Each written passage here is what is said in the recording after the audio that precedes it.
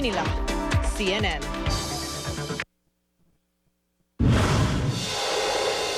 You want me to get it started? I'll get it started.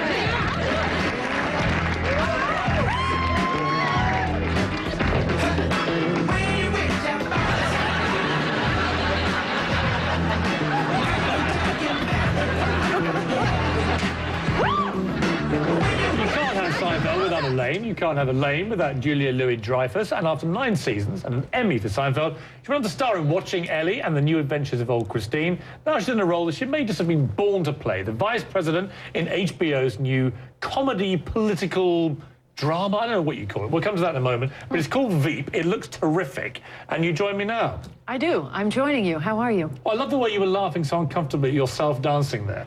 Well, I mean, can you imagine if you were dancing like that? No. How would well, you actually, feel? I can, yes. That is how I dance. Oh, it is? Pretty much, yeah. Well, then we have to go out dancing. When you look back at Seinfeld, because it's such an iconic show, Yes. even we Brits love Seinfeld, so the whole world loved this show. When you do something that huge, Yeah. what is life after Seinfeld really like? I mean, do you still look upon scenes like that with great affection, or does it become this terrible curse you wish you'd never been involved with? Oh, well, hardly. It was a complete blessing. I grimace because, you know, I'm making fun of myself doing that, and so there's an element of being there's a feeling of some shame and humiliation watching that. But I just feel very blessed to have had that experience. Who knew that would have happened? What did you think when you first started? Seinfeld? Yeah, I mean, I thought we would have been canceled. What did you feel? What did you, in that moment when you first start making a show? At what moment do you start thinking, actually, this could be huge? I think I never really caught up to how big, honestly, how big it was until right before we ended. Really? I swear to you. I think for a couple of reasons. First of all, it did take a while for the show to become a big, big hit.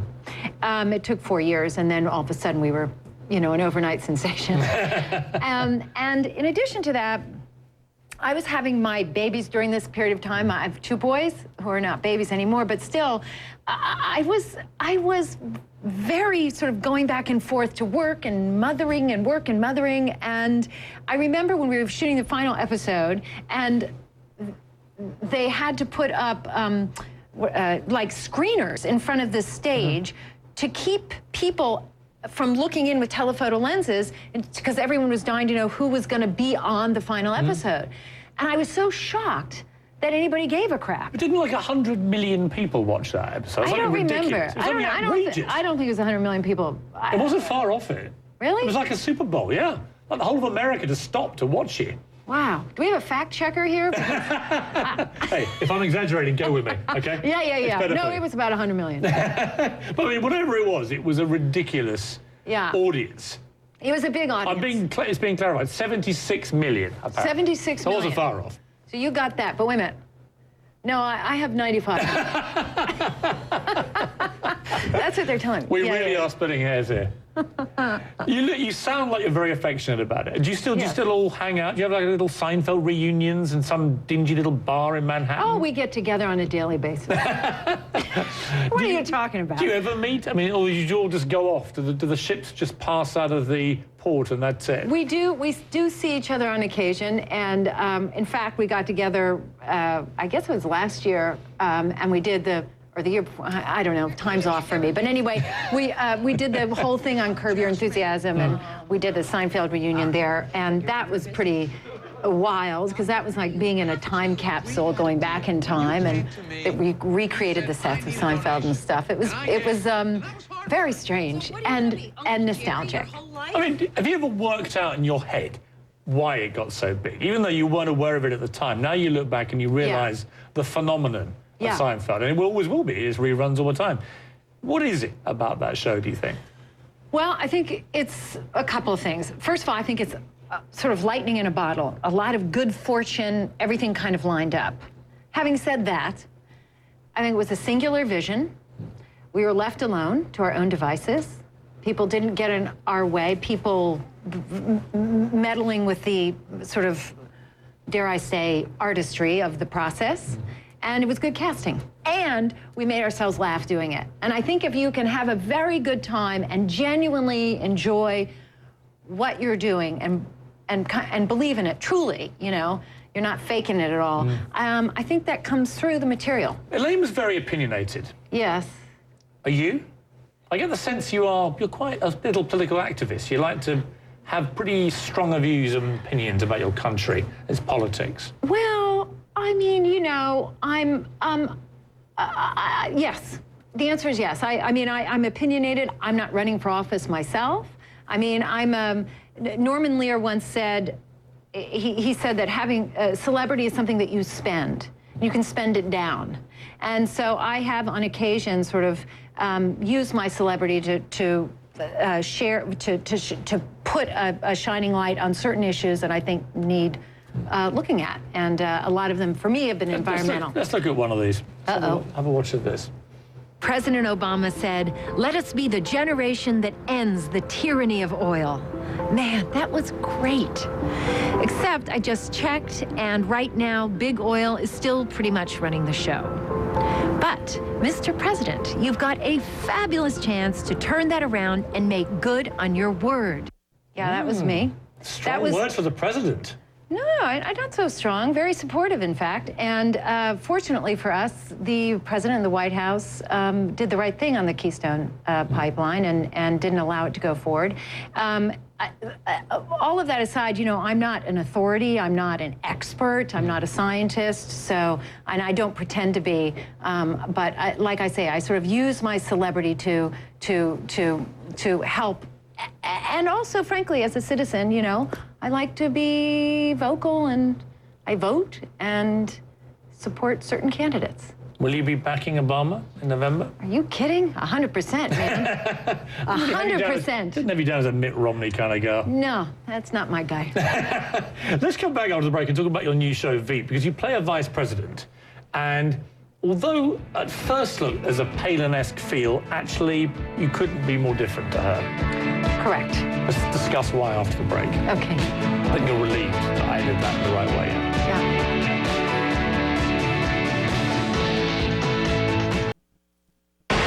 You need me to sponsor this bill.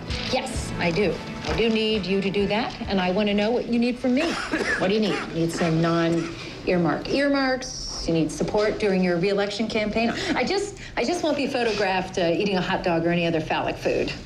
Oops. That was a mistake. Julia Louis-Dreyfus playing the vice president of HBO's VEEP. She's back with me now. It's very funny, this. I was watching it earlier today, and there's another scene later on when you're the vice president and you get told the president's having heart murmurs, and you can barely contain your glee because you're thinking, I've got it. Then you realise how awful this looks. It's dark but funny. Yeah, thank you very much. Tell me about it, because it's a non-partisan show in the sense that you never declare your political allegiances, right? That's right. We never identify the party that she is in. You never see the president, as a matter of fact. The show is. Are you kidding? It's the way that the politics and White House and Capitol have been portrayed, I think, in the past very well. It's either sort of very nobly, like The West Wing, which was a wonderful show, of course, or sinister. And this is between the two. It's a show about political behavior, and it's our show shows sort of the raw grittiness of life and politics. Do you like the freedom that HBO gives you because you're able to use profanity? There's some racy sex scenes. I mean, it's pretty full on, isn't it? It's fabulous. You can't say that on CNN. Don't you have a bleeper here? Yes, we're going to have to now. Yeah? Well, the whole dream dies. I always had you down as this Vestal Virgin figure. Oh, please. You don't know who you're talking to. You have no idea. It is HBO, though. I mean, it clearly is very liberating in that sense. Absolutely liberating. It has been, but not just because of the language, I have to say. They're very, Armando Iannucci, who's a Brit, and he's the genius creator behind this show and the director. He has a very specific way of working, and this is HBO being supportive of the process. So there's a respect there for the artist and and what you're creating. Inevitably, because you're playing a female vice president, there will be comparisons to Sarah Palin. She's been the only one who was even remotely near that role. Did you have more or less sympathy for her by the end of your process, just on what it takes to be a vice president? I have more sympathy for all women in government. I think that being a woman in a position of power is tricky, and but important and crucial, actually. And I think the more women we have in power, the better off our country will be. That's for sure. The more Sarah Palins? No, not the more Sarah Palins, in my opinion, but certainly... Just clarifying exactly what you mean. Yeah, thank you. I'm glad you did that, because otherwise we could have had a real problem. I'm just seeing a headline, you know, Julia calls for 100 more Sarah Palins. No, I would like 100 more female Democrats. How about that idea? That's what I'd really like. But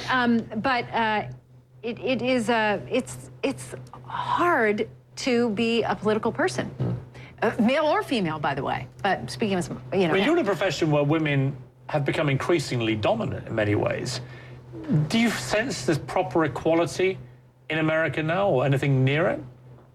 You mean in politics? No, I mean just generally for women in America right now.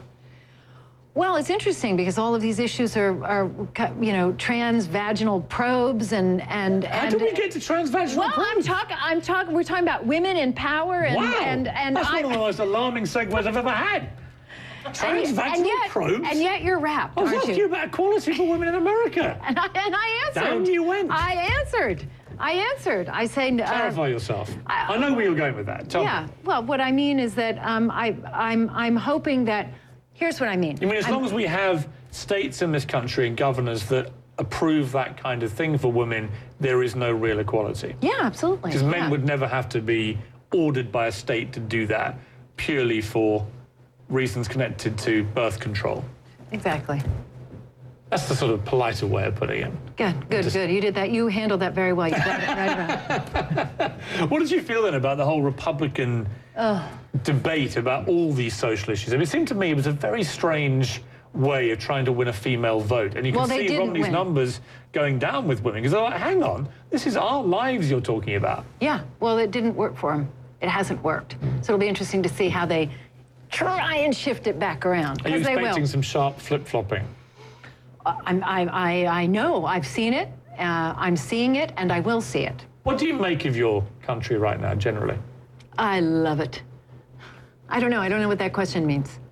I suppose what I mean is we run a regular segment here called Keeping America Great. And the reason I chose that particular phrase is because it's more positive than saying everything's going to hell in a handcart.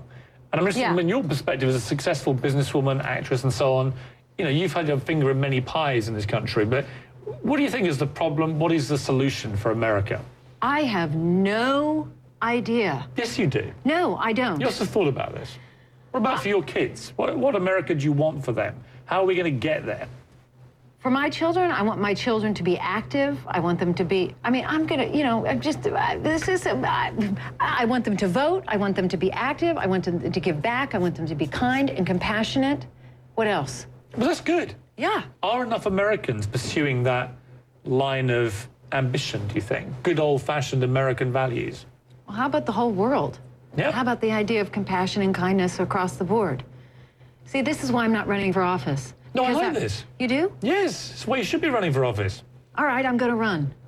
I'm announcing my run. This is fantastic. Yeah, this is it. It's happening right now. This is happening. Spur of the moment, and I'm running for office. Wow. What office do you think I should run for? I would go on the anti-transvaginal probe ticket. And on that bombshell, let's have a break. Oh, me. Oh, no. Good luck getting all that. You bet. And I just kind of go like this into his face. Just like that. I go, and then I look around and I find a steel pipe or a crowbar, Please you turn know, that off. something really heavy. And I just kind of bang it into his stomach like this. I go, Oh, my God. and then I It's get so into awful. my car, my truck, and my tank. And the tank Okay. tastes really good. And I just kind of roll on over the devil. This is fantastic. No. Let this run. No, please don't. Cut it. Cut it. You know, in my heart, Praise the Lord. Praise the Lord. April made you. Fantastic. And bless you. That was Julia Louis-Dreyfus making her debut on Saturday Night Live with your husband, Brad Hall. Yeah, he was my So husband he then. watched you do that and decided, I want to marry that woman. Well, a few years later, he came around to it, I guess. What part of that character did he fall in love with? I'm not sure any part of it. You're a little bit crazy, aren't you? In a good way. Yeah, do you think? Yes, definitely. Okay. Tell me about Brad. You've been married 25 years. 25 years in June, yeah. 2 sons, 14 Yes. and 19, Charles and Henry. Yeah. I've got 2 boys of that age. Yeah. Bit of a handful. Oh, yeah, but I like my guys. I mean, it's really funny because I come from a family of all girls. And so each time I got pregnant, I was convinced I was going to have a girl and was utterly shocked that I had a boy each time. And completely, it's just such a miracle, these 2 children of mine. And it's, you know, they're the lights of my life. And given most actors tend to be neurotic, paranoid, insecure wrecks, Right. how have the pair of you, who are both in the same profession, managed to stay happily married for 25 years? Well, let's see. First of all, we're separating. No, I'm kidding. I think I got lucky and I chose the right guy, for starters. And How did you know he was the right guy? here's the deal. I realized it early on, and I was so sure of it that I knew that if I told anybody, they'd tell me I was crazy. So Really? I kept it to myself. Yeah. See, I love that. Yeah, so there's your answer. See, that's fascinating. Yeah, I knew I thought he was so, yeah, I just knew it. I thought, oh my God, that's him. Okay, well, I can't tell anyone. You feel lucky. I do feel lucky. I am lucky. I don't feel it. I mean, am not as lucky as he must feel. Right, he's much luckier than Yeah, I. I think we're all agreed he's luckier, right? Yeah, he's luckier. Do you make each other laugh? Oh, yeah. Who makes the other one laugh more? Who's funnier? Because it's an SNL battle every day, isn't it? No. But it's not an SNL battle. But who's funnier? I don't know how to answer that. We have a good time together, and we share the same interests, and he's just a good companion, I think. It's nice to go through life together, you know? I like this story. Wouldn't it be seriously unbelievable if 3 weeks after this airs, well, anyway, never mind. Are you seriously about to split up? Because if you just No, fed I'm me kidding. a But load of I know, absolute but I'm just horse manure about I your know, relationship, I adore I'm gonna him. look so stupid. Yeah, that's what I mean. You're going to look so stupid. It's been a real pleasure to meet Thank you so much. So nice to be here. And good luck with the show. I like Veep. I think it's going to be a big hit. Oh, I hope you're I've right. got a feeling, because it's got British writers and you starring. What can go wrong? Yes, Starts on Sundays, HBO. Tune in. I appreciate it. Nice to meet you. Thank you. So nice to meet you, too. Coming up next, only in America.